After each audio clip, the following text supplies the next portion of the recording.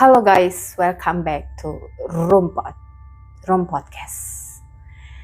Episode kali ini, Rumpot akan membawakan pengalaman dari salah satu sobat goib Rumpot tentang kisah pengalaman mistisnya di malam satu suro. Penasaran? Langsung aja kita bahas guys.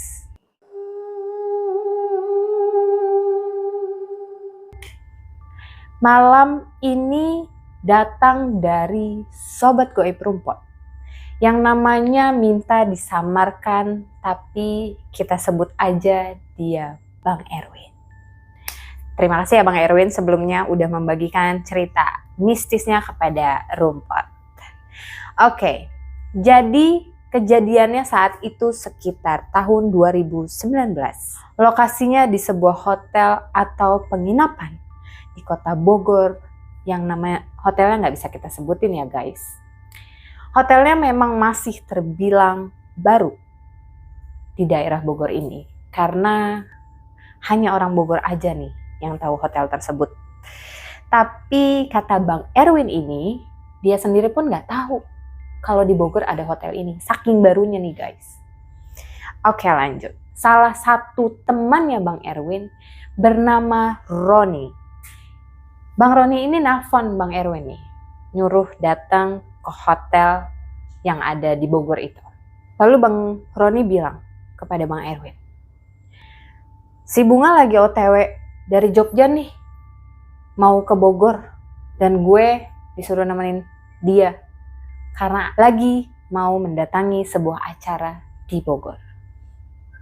Lalu Bang Erwin menjawab, oke, siap Om. Nanti gue sama Asti ke sana. Jadi si Asti ini pacarnya Bang Erwin ya guys. Mereka nih Asti, Bang Erwin dan Bang Roni ini asli orang Bogor. Yang orang Jogja ini namanya Kakak Bunga. Dan dia mau ke Bogor, gitu ya guys. Jadi Bunga ini dan Asti berteman nih, ya kan. Jadi makanya si Bang Erwin juga ngajak pacarnya nih. Tapi saat ini udah jadi mantannya Bang Erwin nih, si Asti ini nih guys. Singkat cerita, Bang Erwin sama Asti sampailah nih ke hotel ini nih. Sekitar jam 2 siang. Asti langsung ke resepsionis untuk booking satu kamar buat mereka menginap di hotel tersebut. Berangkatlah mereka menuju kamar. Kamarnya ternyata ada di lantai 2 dan di sana nggak ada lift ternyata.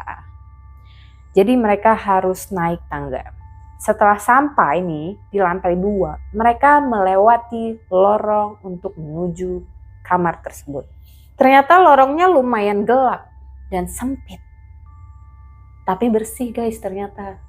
Wangi. Ya mungkin karena hotel baru kali ya. Setelah ngelewatin beberapa pintu kamar, sampailah mereka di kamar yang sudah dipesan. Kamarnya pun besar. Mungkin bisa disebut VIP atau apa ya, suite ya, kamar suite ya. Nah, jadi yang jelas di dalamnya itu besar banget. Terus ada sofa di tengah-tengahnya nih. Jadi kasur, sofa, baru TV lah kayak gitu kurang lebihnya. Dan lokasi kamar mandinya itu ada di sebelah kanan nih guys. Di kirinya itu lemari. Ya, jadi kebayang lah ya guys ya. Sedangkan kasurnya itu ada di kanan pojok tengah. Kamarnya itu bentuknya kayak huruf L nih. Kira-kira jadi masuk lurus belok ke kanan gitu lah ya. Udah ada gambarannya ya sobat goib. Di kamar itu Bang Erwin nelfon Bang Roni nih untuk ngabarin kalau mereka udah sampai dan pesan kamar di lantai yang sama. Kayak cuma beda 2 kamar, terus di sininya kamarnya Bang Roni untuk sama si Bunga itu. Datanglah nih Bang Roni nih ke kamar Bang Erwin nih. Di kamar mereka ngobrol seperti biasa sambil makan siang. Dan ternyata Bang Erwin ini juga baru pertama kali guys ketemu sama si Bunga ini. Yang sebelumnya cuma diceritain aja oleh Bang Roni. Karena dia orang Jogja, jadi waktu itu benar-benar pertama kali nih Bang Erwin ketemu dengan pacarnya Bang Roni yang bernama Bunga ini. Dan Bunga ini ternyata orangnya asik, friendly lah, easy going. Selain itu Bunga ini cantik sekali. Tapi ada yang bikin Bang Erwin ini terpesona nih oleh Bunga. Katanya Bang Erwin, Bunga ini wajahnya mirip sekali dengan almarhumah Susana. Udah kebayang ya mukanya Susana seperti apa? Rambutnya pirang, wah cantik deh, badannya kecil, body goals banget, idaman semua laki-laki lah ya. Dan standarnya orang Indonesia lah ya gitu. Tapi yang paling menonjol dari dia itu cara bicaranya yang ngingetin sama Susana. Jadi selain mukanya mirip Susana juga cara ngomongnya juga sama. Ya kayak ratu-ratu horor gitu lah ya. Dan matanya tuh tajam banget, bener-bener mirip dengan almarhumah Susana. Singkat cerita, Bang Roni dan Bunga baliklah nih ke kamarnya. Itu sekitar jam 4 sore. Bersamaan itu Bang Erwin baru ingat kalau ada salah satu temannya dia sedang dirawat, sakit guys. Bersamaan itu akhirnya Bang Erwin dan Asti pergi nih keluar untuk nengokin temennya ini nih yang lagi sakit di rumah sakit. Dan rumah sakitnya itu di daerah Bubulak, Bogor. Itu sekitar 1 jaman lah ya perjalanan pakai mobil dari hotel tersebut. Sampailah mereka ke hotel itu sekitar jam 7 malam. Dan selesai mereka bercengkrama, baliklah nih sekitar setengah 8 malam lah ya. Lalu pada saat Bang Erwin dan Asti ini dalam perjalanan menuju hotelnya lagi, ternyata Bang Erwin sempat ngelewatin kebun yang gelap di daerah situ. Jadi ada satu spot yang memang udah gelap, banyak pohonnya, dan ternyata di situ konon katanya memang harus klakson lah gitu kalau kita di Jakarta, Terowongan Kasablanka lah ya gitu, harus klakson. Tapi, ada tapinya nih. Bang Erwin melanggar tuh. Ya mungkin Bang Erwin mikirnya kayak, mitos lah gitu. Dia nggak klakson tuh di situ. Sampailah mereka di hotel itu, lalu Asti ini masuk duluan nih. Sedangkan Bang Erwin ini belakangan nih baru masuk ke kamarnya. Nah, Bang Erwin ini lagi beberes tas nih, ya kan? Dan makanan buat dibawa ke kamar. Setelah selesai Bang Erwin ini beberes, naiklah nih Bang Erwin nih ke kamarnya. Nah, sesampainya Bang Erwin di atas, dibukalah pintunya nih oleh si Mbak Asti ini. Dan dari sinilah mulai terasa aneh. Ketika pintu kebuka, pertama kali yang Bang Erwin lihat dan rasakan, kamar itu tiba-tiba bau. Baunya nyengat banget, bau minyak urut. Dan pengakuan dari Bang Erwin ini, baunya itu seperti minyak urutnya ditempelin nih ke dalam hidungnya. Jadi nyengat bangetnya tuh banget. Kalau misalnya orang habis kerokan gitu kan baunya nggak terlalu menyengat ya gitu. Nah, pengakuan dari Bang Erwin ini bener-bener kayak si minyak urut ini tuh dimasukin ke hidungnya. Terus Bang Erwin bilang nih ke si Asti, kayaknya ada yang masuk ke kamar kita deh. Terus kata Asti, nggak mungkin gitu kan. Siapa? Adalah percakapan seperti itu. Sampai akhirnya Bang Erwin nelpon lah nih Bang Roni untuk menanyakan, ya kan, Ron, lu tadi ke kamar gue ya? Lu kerokan ya di kamar gue? Terus Bang Roni menjawab, enggak, gue gak ke kamar lu. Hayo lo, kata Bang Roni sambil menakuti si Bang Erwin ini. Lalu Bang Erwin mulai curiga nih, kalau misalnya si Roni gak ke kamarnya, apa ia resepsionis? Nah, Bang Erwin ini turun untuk menanyakan ke resepsionis. Setelah Bang Erwin ini menanyakan ke resepsionis, ternyata pihak resepsionis mengejutkan lagi nih. Gak ada Pak, setiap kamar itu kuncinya hanya 1, jadi cuma Bapak aja yang pegang. Makin bingung dong, makin mistis dong si Bang Erwin ini. Loh, terus kamar gue baunya dari mana? Terus siapa yang pakai kamar gue nih buat ngurut? Dan ternyata kata Bang Erwin, Bang Roni ini memang sering banget nih, suka banget nih yang namanya pijet memijat. Jadi kayak Bang Erwin masih ada mikirnya, oh udah pasti Roni gitu. Dan Roni ini terkenal orang yang sangat jahil. Jadi masih udah untuk Bang Erwin ini mendistract lah rasa takutnya dia sama si bau-bau ini. Lalu Bang Roni ini telepon Bang Erwin lagi. Dia bilang, "Hayo lo, dari mana lu emang?" Ya kan? Gua gak dari mana-mana, kata Bang Erwin. Dimatiin lah tuh tiba-tiba telepon sama Bang Roni. Disitulah Bang Erwin langsung ngamuk dalam hatinya. Ngerasa kayak, aduh gila, gue nih udah capek. Gue mau istirahat. Kenapa ada bau-bau kayak gini nih? Udahlah ngaku aja gitu kan. Kayak, wah lu Ron udah gak bener nih gitu. Nah, Bang Erwin ini mencoba mencari sumber baunya itu ke seluruh pelosok kamarnya inilah ya, sudut demi sudut seperti itu. Nah, gak lama ternyata Bang Roni ini tiba-tiba ngechat nih. Lu habis dari mana sih? Lu lewat mana sih tadi? Itu ada yang ngikut kali di mobil lu. Lalu Bang Erwin keinget. Oh iya, tadi gue abis lewatin tempat gelap nih yang ada di daerah dekat-dekat rumah sakit itu, yang si kebun gelap itu, yang konon katanya harus klakson itu. Lalu Bang Erwin merasa marah nih dengan mengucapkan, kalau emang benar ada yang ngikut, lo gak sopan ngeganggu orang nginep. Gue udah bayar mahal nih hotel. Sambil marah-marah yang lain-lainnya. Udah lu gak usah ganggu gue mau istirahat, gue capek. Kalau lu emang mau ngeganggu gue, munculin wujud lu. Sampai ada percakapan itu nih, Bang Erwin ini. Dan terakhir yang membanggakan nih, Bang Erwin bilang, daripada lu munculin bau-bau minyak urut begini gue gak suka, mendingan lo langsung tunjukin wujud lo.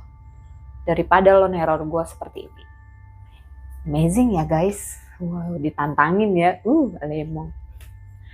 Oke, lanjut. Sekitar setengah jam untuk cari-cari sumber bau itu dan banyaknya interaksinya Bang Erwin ini. Akhirnya Bang Erwin lelah nih guys. Duduklah dia nih di sofa di dalam kamarnya. Duduk. Tapi nggak berhenti nih Bang Erwin untuk mengendus-ngendus sumber baunya ini. Tapi pada saat Bang Erwin lagi mencari sumber baunya itu, tiba-tiba datanglah energi yang besar banget. Yaitu Bang Erwin merasa di dadanya seperti ada orang yang neken. Karena bisa napas tuh ya guys ya. Kayak gitu, kacau. Dan Bang Erwin mengakui bahwa dia merasa seperti mau mati. Berat, gerah, pengap. Dan ternyata bukan Bang Erwin aja nih guys yang merasakan hal itu. Ternyata pacarnya Bang Erwin pada saat itu juga merasakan hal yang sama. Mendapatkan serangan energi yang besar banget. Bahkan si Asti ini sampai mual, pusing, dan udah crowded banget deh ya guys. Nah, lalu Bang Erwin memutuskan untuk keluar dari kamar tersebut dan turun ke resepsionis lagi untuk mencari suasana yang ramai. Ngedistract gitu ya guys ya. Sambil terus memegang dadanya Bang Erwin sendiri. Sampai di sana ternyata dia lihat Asti sudah mulai bengong. Sampai di resepsionis nih guys. Dengan tatapan yang kosong. Dengan udah lemes. Sudah kebayang ya guys seperti apa nih si Asti ini. Dan ternyata Bang Erwin juga mulai mual nih. Dan dia merasakan merinding sebadan-badan. Dan itu gak berhenti-berhenti. Ketika mereka di resepsionis, mereka ketemu oleh satpam dan pegawai. Lalu Bang Erwin sudah mulai mual dan merinding sebadan-badan. Di resepsionis mereka ketemu satpam dan satu pegawai. Bang Erwin cerita ke mereka apa yang sudah terjadi. Dan ternyata pihak hotel pun benar-benar kebingungan dan tidak percaya. Kayak, ya layaknya orang gak percaya gimana sih guys? Lalu Bang Erwin bilang nih ke satpamnya, Pak, kalau misalkan gadis ini lari, tolong dikejar ya Pak. Karena si Bang Erwin ini mau ke warung untuk beli kopi hitam ini. Tapi dia juga khawatir sama si Asti ini nih. Karena memang si Asti ini udah bisa dibilang sudah kesurupan juga lah ya gitu. Tapi masih bisa dikondisikan. Setelah Bang Erwin nitipin Asti ke satpam, lalu Bang Erwin pergilah nih ke warung. Setelah sampainya Bang Erwin di warung kecil, persis di depan hotel tersebut, Bang Erwin masih terus merasakan hal-hal yang gak enak nih, aura-auranya nih. Dia terus merinding, tak henti. Pas Bang Erwin ini pesan kopi hitam dan kopi hitamnya sudah datang, ketika Bang Erwin ini mau minum si kopinya ini, tiba-tiba ada sosok kakek tua guys, lewat di belakangnya. Ketika lewat, si kakek-kakek tua ini ternyata senyumin Bang Erwin nih guys. Tapi gak ngomong apa-apa, cuma senyumin aja. Dan Bang Erwin gak ngerasa ada hal yang aneh. Oh ya udah gitu kan. Bang Erwin mikirnya ya udah manusia aja gitu. Tapi ada yang aneh nih guys dari kakek-kakek tua itu. Ternyata kakek tua itu gak membeli apa-apa di warung. Justru kakek tua itu pergi ke sebelah warung yang ada gang dan ternyata gang itu buntu guys. Dan gak ada apa-apa. Kosong, hutan, bukan hutan lah ya, kebun aja gitu. Karena Bang Erwin ini udah banyak aura-aura negatif, akhirnya dia menyudahi minum kopinya itu dan kembali ke hotel untuk make sure apakah Asti baik-baik aja atau malah makin parah. Oke. Dan Bang Erwin menceritakan nih ciri-ciri kakek tua ini. Kakek tua ini ternyata pendek, kurus, pakai peci, dan ternyata hanya pakai kaos oblong aja nih. Nah, setelah sampainya Bang Erwin di resepsionis untuk melihat keadaan Asti, benar aja nih guys. Ternyata si Asti ini sudah makin parah. Parahnya adalah Asti kesurupan ketawa-tawa. Dan ada lagi nih guys, Asti nari-nari guys. Ginding gue.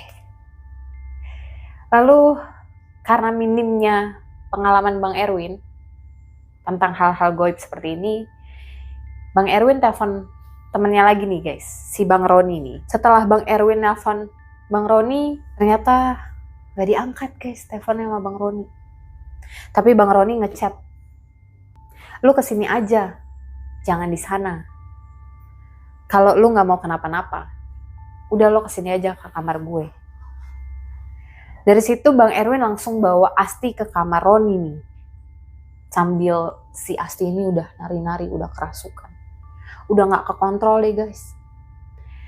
Ketika Bang Erwin ini mau bawa Asti ke kamarnya Bang Roni, ternyata nggak kuat guys. Tenaganya Asti ini besar banget sampai akhirnya Bang Erwin minta tolong ke satpam dan sama satu penjaga itu pun juga nggak kuat guys untuk bawa si Asti.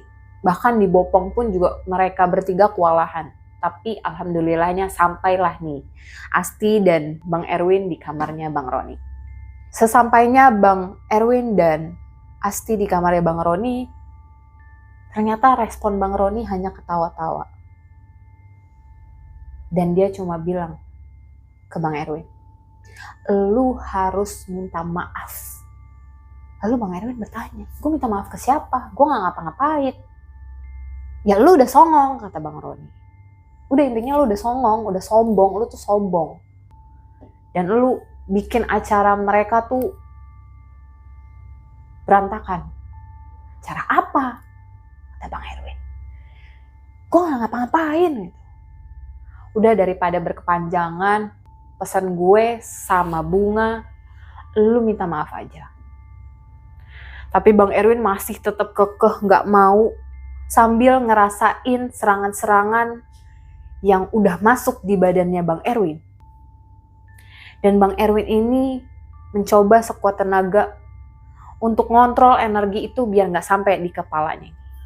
Dan entah dia dapat ide itu dari mana, ya pokoknya dia ngobrol sama dirinya sendiri, gue harus kontrol biar gak sampai ke kepala, biar gue gak black out kesurupannya, biar gak makin parah. Intinya dia bisa kontrol itu. Karena menurut Bang Erwin ini kalau udah sampai ke kepala dia udah pingsan, udah bahkan dia gak bisa menyelamatkan si Asti ini, pacarnya pada saat itu.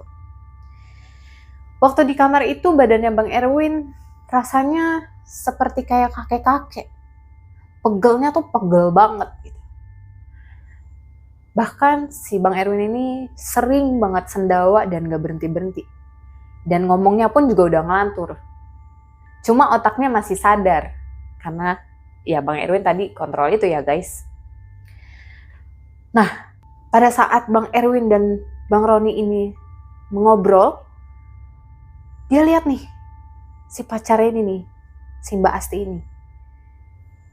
Mbak Asti ini perilakunya seperti embok-embok. Dia ngelap-ngelap lantai sambil merangkak. Wah, udah kayak embok-embok deh guys. Bahkan mukanya aja pun juga seperti embok-embok. Lalu gak lama nih, si Bunga ini masuk ke kamarnya Roni, ya pacarnya si Bunga ini. Dia ngelihat si Asti dan Bang Erwin ya sama kayak Bang Roni. Dia hanya tertawa dan berpesan, lu harus minta maaf karena lu udah songong. Perkataan si Bunga ini sama dengan Bang Roni. Lalu Bang Erwin juga jawab yang sama. Lalu si Bunga berpesan bahwa mereka keganggu sama Bang Erwin karena Bang Erwin ini udah ngeganggu acara mereka. Acara besar apa? Ya, lalu Mbak Bunga menjawab, acara besar penyambutan tamu. Tahu dari mana? Kata Bang Erwin.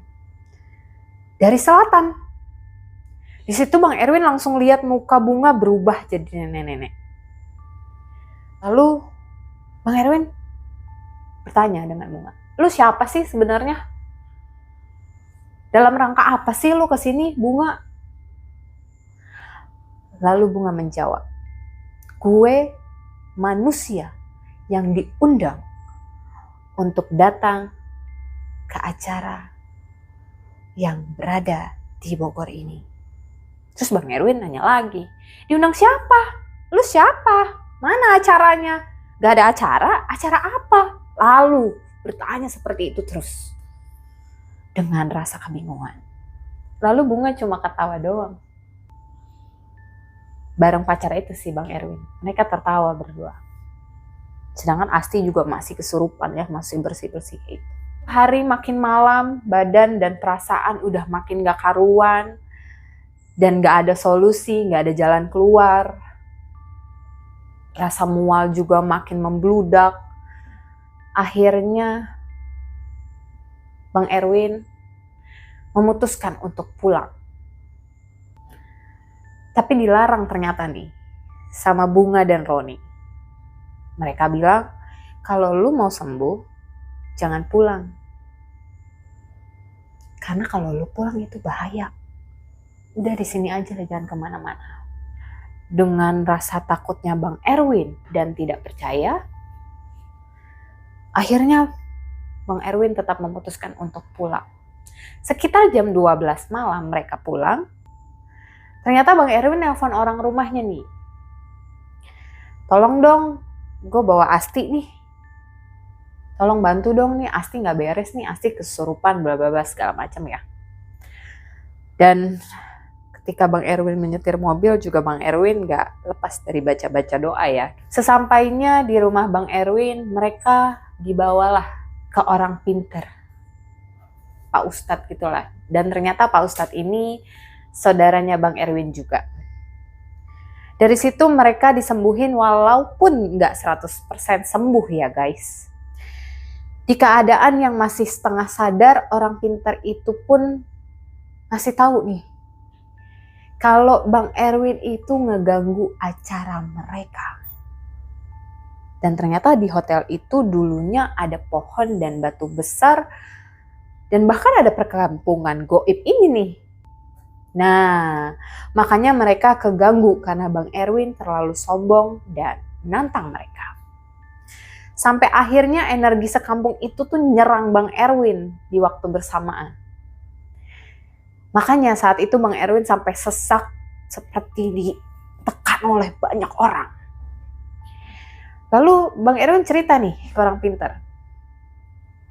Terus gue tadi tuh lihat ada kakek-kakek nih. Itu siapa tuh? Lalu jawablah orang pintar ini. Kakek-kakek itu adalah kakek kamu. Dia adalah karuhun. Kalau kata orang Sunda bilang ya, bahasanya karuhun. Yang datang untuk ngelindungin kamu dari serangan sekampung itu. Oh, pantesan. Bang Erwin masih ngerasa bisa kontrol, nggak sampai ke kepala itu. Ternyata masih dilindungin oleh kakeknya Bang Erwin ini. Lalu Bang Erwin bertanya nih ke orang pintar ini. Terus bunga itu siapa? Dan kata orang pintar itu, bunga itu adalah ratunya. Kebayang ya, merinding gue. Acara itu dibuat untuk menyambut bunga.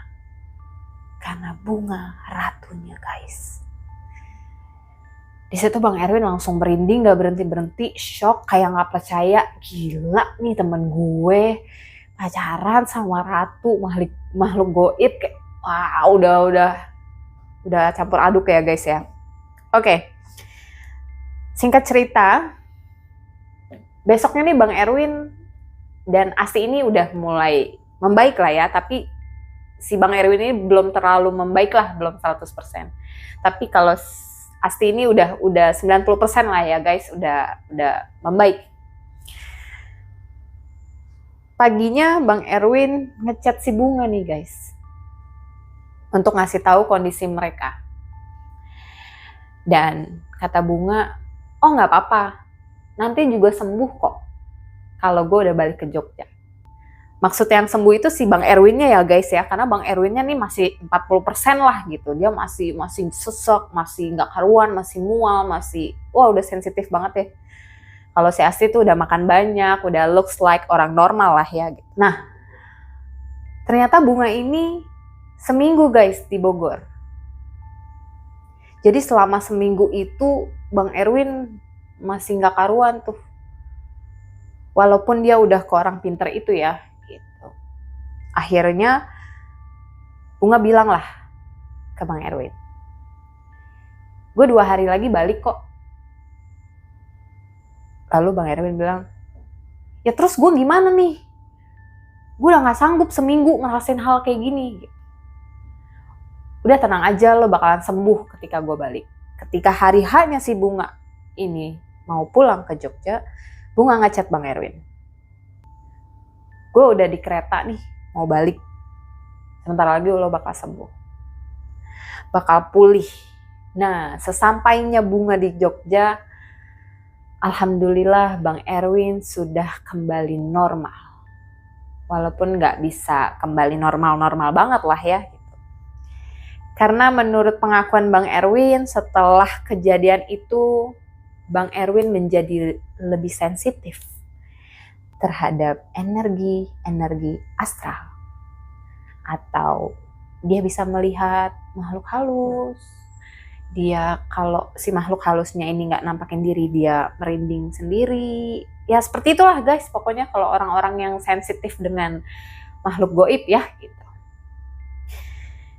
Ya intinya endingnya kisah Bang Erwin ini sangat membungakan sekali ya guys, nggak salah, membanggakan. Selesai sudah cerita kisah mistis dari Bang Erwin pada acara malam satu suro. Ya lagi-lagi believe it or not ya guys, tapi ya memang itu ada, real ada gitu. Yang bisa diambil pesan apa? Pesannya kalau dari kita Rumpot, lu jangan takabur deh. Lu kalau udah ada mitos-mitos kayak gitu, walaupun logika lo gak masuk, udah lo jalanin aja deh gitu. Karena tiap jalan itu udah pasti ada makhluknya guys. Hidup bersandingan, betul, kayak gitu. Permisi, lo assalamualaikum, atau ya gue numpang-numpang ya, or anything apalah yang lo bisa, itu intinya lo misi-misi lah gitu. Terus kalau misalnya emang lo udah ngerasain hal-hal aneh dalam badan lo, udah wah ini udah bukan manusia nih, lo nggak usah sombong udah gitu. Lo nggak usah nantangin mereka karena lo nggak tahu lo lagi berada di mana. Gitu. Kalau kejadian Bang Erwin ini kan bener-bener lagi acara ya, gila loh, acara gede dan lagi nyambut ratunya loh gitu, dan ternyata ratunya itu temen lo sendiri, Alemong. Pusing gak lo? Oke, ada pertanyaan lagi? Cukup merinding ya guys ya. Parah sih. Intinya jangan ditiru guys, nggak boleh. Iya. Jangan ditiru yang sombong-sombongnya, nantang-nantanginnya, apalagi cuma buat konten zaman sekarang. Aduh, udah deh, lo kalaupun mau konten hal-hal mistis, lo pastiin, lo make sure lo ada Pak Ustadz yang jagain lo ketika lo selesai konten, lo bisa dibersihin atau apapun. Kalau lo nggak sanggup bayar Ustadz, lo mandi wajib, lo udah deh, panjang deh gue ye, pokoknya lo yang bener aja kalau sama makhluk goib, pusing pala gue. Oke, terima kasih banyak sahabat Rumpot yang selalu setia sama kita. Terima kasih juga yang udah pada subscribe. Tapi nggak usah subscribe guys, nggak usah like, nggak usah komen. Komen aja deh, komen. Boleh komen. Haters. Haters lu ya. Sehat selalu, sobat goib Rumpot. Dan kalau kalian punya cerita mistis, nggak mistis, apapun itu, kalian malu untuk ngomong, duduk di sini sama gue, sama Putri, sama Bang Hendra, sama Sony, atau tim Rumpot, lo boleh banget cerita lewat DM kita di Instagram, atau komen di bawah sini, atau dimanapun deh, di TikTok kita juga. Gue malu nih mau cerita langsung, gue mau ngetik aja, boleh banget, sama kayak gini, sama kayak Bang Erwin ini. Kalian cerita. Namanya pun kalian mau samarkan, boleh banget, karena Bang Erwin ini juga namanya kita samarkan. Cuma lokasinya memang benar di situ. Gitu. Oke guys, thanks for watching. Stay healthy and see ya. Thank you.